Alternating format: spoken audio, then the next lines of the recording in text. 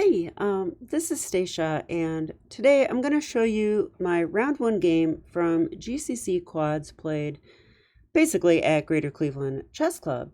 And this is in June of 2023. This is round one where I faced Justin Bruce. And okay, Justin Bruce is a 1700 rated player, but to me, he's like a 2000 player that crushes me every time I see him. I don't know how he does it. He tends to grab the initiative against me and then crush me. So I think I've had 3 games go like that against him. The first one, I think he actually only got me near the end. The other 2, though, he got me really nicely. And so I was definitely out for revenge. So let's go ahead and look at this. In this game, he played d4, and this is a move that he's played before when he had white. So I went d5, he went c4, which is the Queen's Gambit. And if you know me, and you don't, then you would know that I play the Queen's Gambit accepted with d takes c4. I'm getting rid of the center, but I do enjoy the interesting play that occurs around, will I take this pawn or not? Or by take, I mean keep it, with something like a6, b5. I might even play crazy like bishop e6. You never know what I'm going to do. So after knight f3, okay, that's not a very aggressive move, but it does give him some options. So I just played knight f6, and sure enough, he went knight c3. Now, I think this move's really good. Why do I think that? The reason I think that is because a lot of people would just play e3, and this is the more passive version. It's not too passive though, but this move kind of says okay, I'm just going to go e3 for now, and I'll go for e4 later when I feel like it. In the meantime, I'm going to get my pawn back and get my bishop to c4, and in that case, I would just play e6 and they take back, and we would just play on from here. I would go c5 followed by a6, b5, bishop e7. Okay, anyway, going off on a tangent, but he didn't play e3 in the game. He played knight c3. So this is a very provocative move. That's what I would call it. Provocative. He's saying, okay, Stacia, do you want to try and hold on to your pawn? Because I don't think you have the guts to do it. And I said, okay, a6. So now I'm going to go b5, or at least I might. So he went e4. And now I feel like this is the way you should play the Queen's Gambit accepted as white. He's fighting for advantage here. He's saying, I'm going to get my pawn to e4 with the knight on c3, and I'm going to get my pawn back. And if you protect it with b5, what are you doing, right? I get the full center, and you're behind in development. So I do feel this is a very appropriate way, and one of the most testing ways to play this position. So I went ahead and played b5 because, hey, I'm going to hold on to that pawn. The positions tend to be more complicated, and I just know it's the best move. So I went ahead and did this. Okay, but I was nervous. So he goes e5. Now this seems like not a good move because it just lets my knight come to the center. But the reason he played this is because I think white would love to play a4. And a4 looks good, right? It attacks this pawn. If I take, the knight will come to a5, or maybe the rook even. So I shouldn't really take. And if I go b4, okay, the knight has to move away. And when the knight moves away, let's say they go knight a2, guess what? They lose their pawn. So he didn't want to lose his pawn. So that's why he waited on a4 and first played e5, which I do believe is the main line. Yeah, it is. It's like the only move in this position. Okay, so we're probably both in theory here. And I went knight d5, which is still theory. And now he went a4. Okay. So again, he's still putting maximum pressure on the black position. So I appreciate that. But I'm, being maximum greedy, trying to keep my pawn. And I'm not afraid of the complications. I want them, in fact. So, okay, from here, an interesting thing happened. I was like, okay, I want to go b4. I want to go b4. And then I realized something. Okay, when I go b4, I think I've played this move before. And sure enough, I looked at this since. And we did have a game in December of 2022 where I played the move b4. And actually in that game, maybe I can show you the game. Let's see. Yeah, I actually put it in the study. Great. It went knight takes, queen c2. And okay, my pawn's coming under heavy fire. If I try to hold on to it, this is awkward, first of all. And I'm not sure my bishop will be good on G, like if I go G6, bishop G7, I don't think that's where the bishop wants to be. Okay, I don't know. Playing like this and hold on to the pawn barely like this, it doesn't exactly inspire confidence. In fact, I think they probably just have knight G5 right away, and they're going to take that knight. When I take back, that pawn's defended one time less. I think white's better here. And in my game with him, something like that happened. I think I gave up the pawn earlier, but it was not a good game, and I got crushed. So instead of that, I thought back and remembered my analysis from 6 months earlier. Don't you love it when that happens? I was like, ooh, I remember what I was going to do here. First, I remembered that b4 was wrong, and then I realized I take the knight first. I take the knight first. So I take, and then I go bishop e7, and now guess what? He can't take this pawn. There's no pin. I'm actually protecting this rook. If I take back, he could trade, but I don't think this is anything special, and I'm still up a pawn. So that is why I played this way. So after takes, bishop e7. Oh my gosh, I forgot to stop the video here because, okay, this move looks ridiculous, but this was a very tense moment of the game. Because I was looking at the position, I'm like, you know, all I need to do is play e6, and I think I'm going to be absolutely fine, right? Like I play e6, I can bring my knight to d5, I can even play, you know, I can just get my bishop out somewhere. Probably bishop e7 is fine. I could even try g6, bishop g7, but I don't think that diagonal is good. So I think just like, you know, if I can just go e6, bishop e7, castle, get my knight to this amazing square where it targets this pawn, I think black's just going to be better in that case. That's what I was thinking. And then I was looking at it and I'm like, wait, if I was white, I would want to stop e6. Well, guess what? He could shove this pawn in here. That's called the disruption move. Or at least that's what I call it. The reason I call it that, though, even though this would be a pawn sacrifice, it's going to completely mess up my development scheme. It's going to disrupt my development scheme, right? That whole thing I just gave, e6, bishop e7, knight comes d5, like none of that can happen after this move e6. So he waited, actually we have the timestamps because this was DGT. Pretty awesome, right? Yeah, he spent a good 5 minutes on this. He spent a good 5 minutes. And I was staring at that move in the meantime going, oh man, I really hope he doesn't play that. And then he played it and I was like, yeah, this guy's good. Like, why is he so good? Like he plays like a 2000 to me. Okay. So I guess the big question here is, what do we do? And now I was on my own, no more theory and no more typical ideas. We have to actually think and calculate now. The problem with taking this move is it's extremely risky. If we take, I don't like the fact that he can simply move his knight and land a check on h5. I mean, that's not going to be a death sentence yet, but the knight can also come to e5. That's a permanent outpost for that knight. That just looks terrifying. I would need time to play either knight d7 or knight c6 to challenge that knight. That's going to take a tempo, and then capturing it would be another tempo.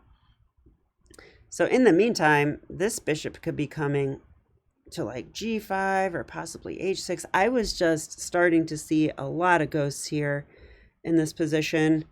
I thought he would probably go knight d5 here, and if I tried like this move, he can go queen h5, I thought, and that's check. And I guess lucky for me here, I could play g6, and there's not knight takes g6 because I could take the queen. I was seeing stuff like this, but I just wasn't confident enough that I wouldn't miss something here. So I have to say that that's probably not the way I should play chess. But then again, in a rapid game, sometimes I just have to make a move. So I decided not to take this pawn. I decided to simply play queen d5 because, well, even not taking the pawn is is difficult because he can then take on f7, and that's with check. So, and I don't want my king to come to f7. So I came up with this idea. It is weak sauce. I'm going to tell you that. In hindsight, I don't love the move. I guess next time I'll have to take, but wow, I was scared here. Like takes, and I mean, I'm going to play against the engine right now. The engine gives knight g5. This is the other move I was afraid of. I mean, already the knight could threaten to take there. The knight's also protected, so I can't really attack it or anything like that. And next is going to be queen h5, threatening checkmate. So, I mean, what do I do here? Like if I just play like, let's see. Gosh, I don't know what to do. Can I go g6? I mean, if I go g6, we blunder that, so I can't. Okay, queen d5, I'll say. At least we have the battery, right? So if they move their bishop, I might actually take. I'm not sure. But in the meantime, I mean, I would definitely do this. I guess we have g6. Yeah, we do have g6. Computer's like, oh, no problem. You have g6 and the position's equal. Okay, I mean, the position's equal, but we're up 2 pawns. That means the white initiative is absolutely fierce, and we're going to have to give up our 2 points of material just to survive. So I don't know. I think on a practical level, my move makes sense. It's just, you know, concretely, it's not the best move. And as you'll see, now my queen's going to move around a lot, so it's not ideal. And instead of being up 2 pawns, I'll just be up 1 pawn. So I grab this back, but now, of course, knight e5. And that knight is just a beast on e5. I have no pawns that can kick him away. That is a very good outpost. That alone should be worth the pawn sacrifice in my mind. And now I just went queen to f5. I was planning queen d5. I just, you know, this is like where the human versus the engine thinking shows, because like I didn't want to, you know, move my queen like this. I was like, yeah, I'm a beginner. Hi. So I pretended that I wanted to go to f5. Turns out queen d5 is a better move. Queen d5 is a better move. I think it's because the queen is not as vulnerable on d5, like kind of like sheltered by white's own pawn. But here, I do have to worry about bishop e2 ideas and maybe g4 ideas. I was concerned about those during the game.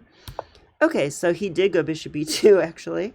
And I was like, yeah, I see what he's up to, because what I wanted to do was leave this bishop open. Okay, I'm not going to do this. Like, that's just terrible. You guys don't do that. Like, open up the G file for my attacking opponent. Yeah, computer says +2 now for white. So yeah, don't do that. Instead of that, I did want to play knight d7. I was planning knight d7 because I want to trade off that knight, but I don't want to block my bishop just yet. But now knight d7 loses the game. At least I think it does. Because I thought if he takes, I was thinking about taking with a king. But that runs into, oops, wrong bishop. That runs into bishop g4. And, okay, yeah, bye-bye queen. So I didn't want that. And if I have to take with a queen, it's like I'm moving my queen a 4th time. And I just feel like this can't be right. Like, what if he just goes bishop f3? This is my best piece. Maybe my queen's good, maybe. Yeah, I don't know what to do here. This is getting pretty rough. I would probably play this check, but now I'm blocking this pawn. I'm helping them develop more. I feel like white's better here, so I don't want to go for that. So I just wanted to avoid that whole thing. So instead I played knight c6. Now it's a little different. Now if they attack me, my idea was that when this bishop moves, I will actually be able to land this check. And that's a very disruptive check. You know what they say? If you see a check, play it. It just might be checkmate. Okay, I'm just kidding. There's another saying, Potzer sees a check, Potzer plays a check. That's probably the one that applies here, because I was like, after this move, I can throw in this check. No, but honestly, I think this is the best move because, okay, I mean, Now I'm threatening your knight. Your knight's protecting your bishop. Your queen's going to get pinned. Like this is a little more complicated. I might take on g2. If I take with the queen, I'm attacking the rook. So there's a lot of ideas here. But we do need to be concrete. I thought if he goes bishop e2, can I do that? He'll come back like this. I don't think I can do that. If bishop e2, though, I probably just take the knight. I think taking the knight makes the most sense. That was what I really wanted to do. This knight cannot live here. It just can't. I mean, we have bishops and queens that are going to be attacking f7. We do not want white to occupy the f7 square, especially not with a queen. So I like the idea of trading the knight. I think that has to happen. So yeah, so I got this check, and now his plan was bishop e3, which does develop another piece. But here I thought I could just take the knight, and I think I'm totally safe. So I went ahead and did that. Knight takes knight. So let's see what the engine says about this part of the game. Engine says in this position, bishop e2 was the best move. And it's giving white only a slight advantage of 0.3, but white's down a pawn. So the white initiative is real. That's what that means. And we have to be very careful, just like in a Smith-Morgan Gambit, except I'm on the defending side. Okay, it says knight c6 is the best move. Okay, let's go. And then after this, it actually doesn't think that bishop g4 is the best move. It wants knight g4. Oh, to save the knight. Interesting. Wow, and that's actually an annoying move because now my knight's awkward. It's blocking my bishop and has nowhere to go. So wow, that kind of makes sense. I thought, you know, there's this. Oh, and actually that's the top engine move too. b4 from here. Because we want to activate our knight now. Okay, their knight's also blocking their stuff, so. Okay, but knight c6 and here, and queen e4 check, best move. And guess what? It's the only move. And after queen e4 check, black has a little bit of advantage. So our pawn is starting to count. That's how I read that. After bishop e3, knight takes e5, top engine move. Okay, so sometimes I know how to play chess. So that's good to know.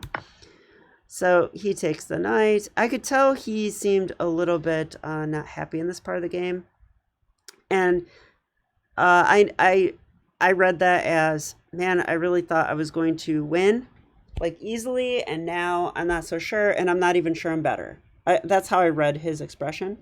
I got all that from his face expression, I guess. All right, so rook d8, queen f3. Yeah, and this move did not seem very testing to me, but then again, where does the queen go? I thought e2. Let's see what the computer says. Wow, it doesn't like e2. Okay, I didn't realize. It says this is losing. Why? Oh, I know why. We have this move.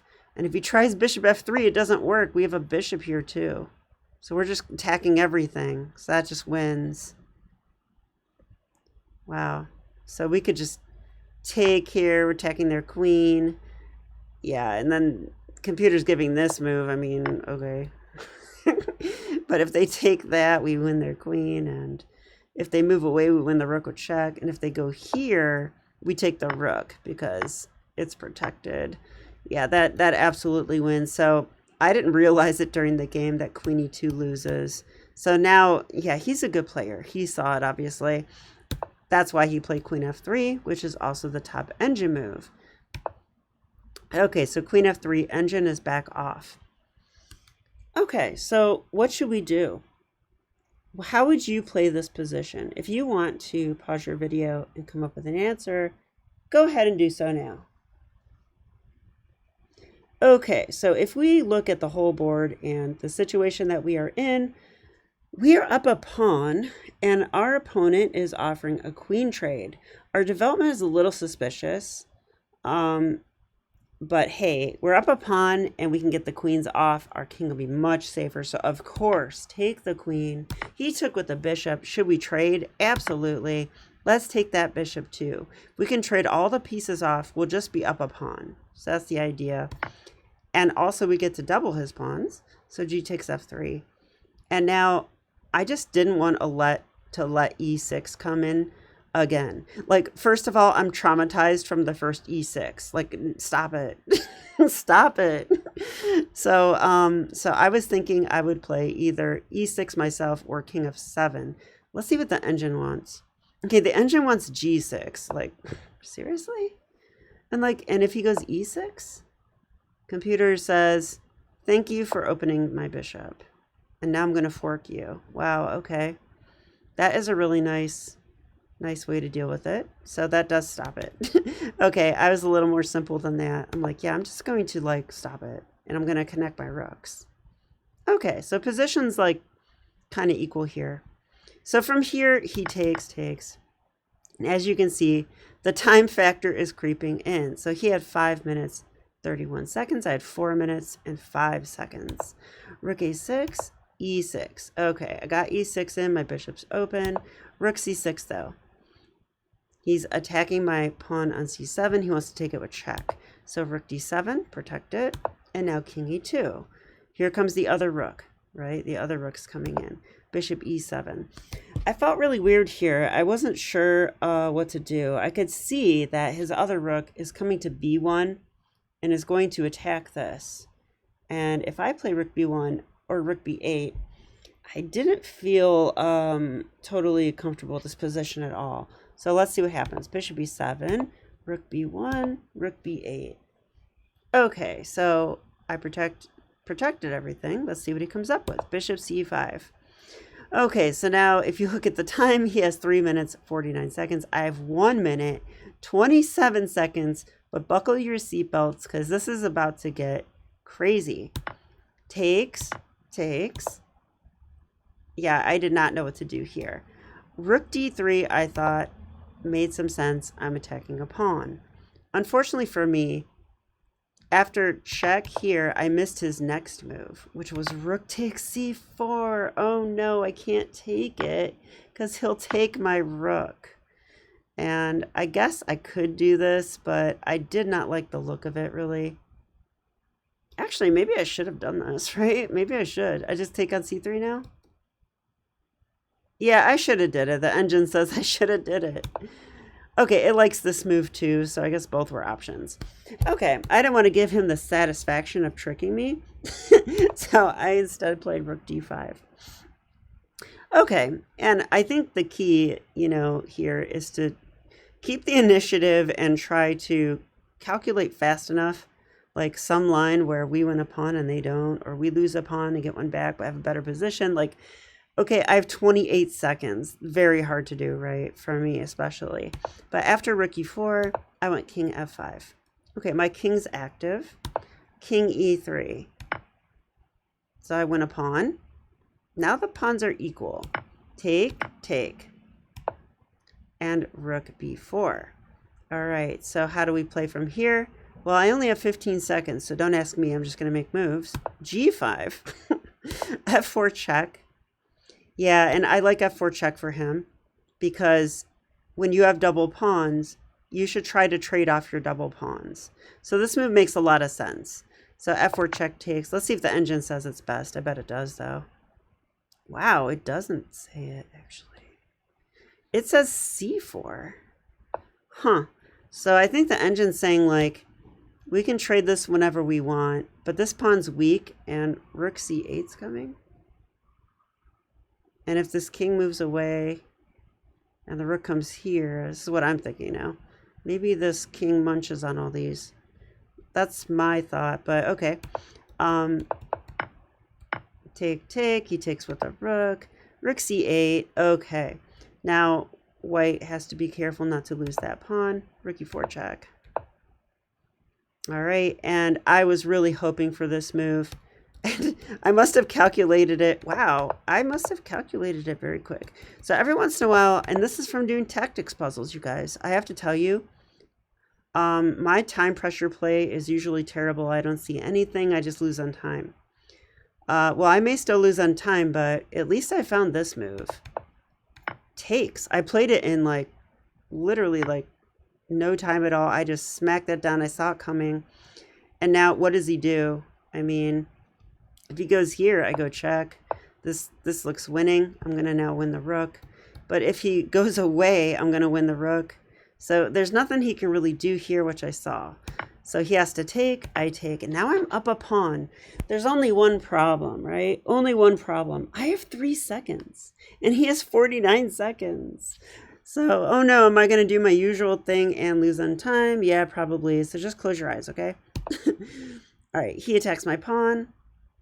Okay, fine, I can't save it. Let's go win his pawn. And I decided to push first. I thought pushing first made some sense. Turns out it's some kind of blunder. Wow. I did not realize that. Okay, I'm turning off the engine for now. E5. King comes, takes. Oh, I didn't take yet. Okay, now if I take and he takes, it looks like a drawn position to me. I can win this pawn, but he can go win my pawn. So king versus king is a draw. So if you're taking notes, write that down. All right, so I can't do that. So probably I should have taken this sooner and then brought my king back and then pushed. Probably, you know what? Let's look at that real quick. If I had done this and he goes after my pawn, yeah, I can't save it. That's what I was worried about. I can't save it, right? Wow. The winning move, I just checked with the engine. I couldn't help it. The winning move is h5. Go get our pawn. In the meantime, I'm going to go like this, this, and this. So, wow. Okay. I didn't have time to calculate, unfortunately. I was playing by intuition. So I did play h5 here, h4.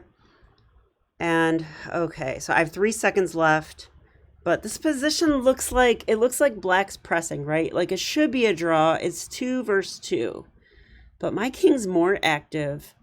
And if I could just snag that f2 pawn and have his king in a bad position, I could win. But if we just trade these pawns, I'm going to run over and win this. And his king's just going to come and run over and like kind of like shoulder me off. And that should be a draw for sure.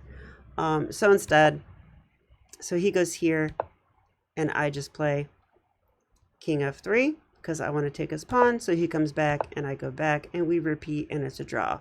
No, just kidding. I literally played this with 3 seconds left. I'm like, no, I'm going to try to win. I thought I might be winning, but I definitely knew I had winning chances. I also thought it might be a draw, but I was kind of in the zone of playing quickly here. So I thought 3 seconds, I don't care. Like there's 5-second delay. Like 5-second delay OTB for me is more like 3-second delay online. Because it like I don't play enough OTB, especially not quick OTB, for my hand and brain to connect fast enough. So I need a couple seconds to like grab the piece and not like throw it on the floor by accident. But okay, he goes here. So I come back. And now he goes here. Okay, so now I played king g4, king e3, takes, and this move. I love this move. Now I thought if I don't play this, this is why I went for this, then I'm going to lose. Let's see what the engine says. It says it's still a draw. Wow. King g4. Okay, f4. So I guess he's like going all in. He's going to queen and I'm going to queen. So it's a pawn race, but I have 1, 2, 3, 4. My queen will appear here with check. He's got 1, 2, 3, 4. He's not getting me with check and I go first. That pawn race should be absolutely winning. And that is what happened. Now, interesting. And I thought that was with check. So wait. Oh, that's why he moved his king. Wow. So actually, I have a question. Yeah, if he could play f7 and not lose that pawn, that should be a draw. And he said this after the game, and I mean, I agree. Of course, I know this, but a pawn on f7, actually a rook pawn, a knight, or a knight pawn with against the queen should be a draw because of stalemate tricks. If it was... Oh, I'm sorry. I said knight pawn. It's a bishop pawn. But if it's a knight pawn or a center pawn, then that should be a win despite that, because there's no stalemate tricks there. So I'm sure he wanted to go f7 here, and there's probably a reason he didn't. So why didn't he go f7? Why did the times disappear? Oh, because I was in a variation? Yeah, so on this move, what do I do? What do I do here? You know what? I think I have queen h6. I would play queen h6. I probably would have lost on time though if he did this, because it's not easy to see what to do. It's very tough. Or I probably would have played queen h8. Actually, queen h8 also works. So I probably would have played queen h8 without thinking, but lucky for me that also works because he can't queen now. It's with check, and if he comes here, I go here. Now, if the queen gets in front of the pawn, that's game over. That's game over. There's no way to get the queen out. The king simply marches up, you win the pawn, and that's it. And I was thinking the same thing with this move. I like this too because I'm stopping the queening and I'm also stopping the king. So this would be winning as well. So I'll check with the engine, but yeah, it's winning. Okay, so that's why he did this, because now if he can just manage to push his pawn to f7, the game should be a draw. But I knew this. So I played check. He goes here. Okay, look at I have 3 seconds, okay? I have 3 seconds, so some of my moves are not going to be good. But one thing I did know, I can't let him push that pawn. Probably, I think in hindsight, queen e5 is a better move here. But this is fine. Okay, so he goes here, so I know I can't let him push the pawn, so check. Now if I check, like here, he'll push the pawn. So I pinned it. And that took me 7 seconds to play that move, unfortunately. So now I'm at 1 second. 1 second, you guys. 1 second. And I'm someone who habitually loses on time. So I was not a happy camper. All right, so he goes in front because he has to keep his pawn. And okay, so I go here, he goes here. Check. I could have also played queen e6, I think was good. There. Pin it. And now check. And I think this is good now because even though he can push his pawn, guess what? I get queen f8. And this is like a big sigh of relief, but not too big because I have 1 second. Can I actually finish this off in 1 second? Well, let's see. Take, win the pawn. Can I checkmate? I checkmated in the lamest way ever. I was just doing this. This actually didn't happen in the game. He actually went here. Let's see. It went like this, actually. Oh, and I think it was in this position that he actually resigned. But wow, what a game! What a game! I have to tell you, this was the most exciting game that I've played in a long time. I mean, my opponent fought me in the opening.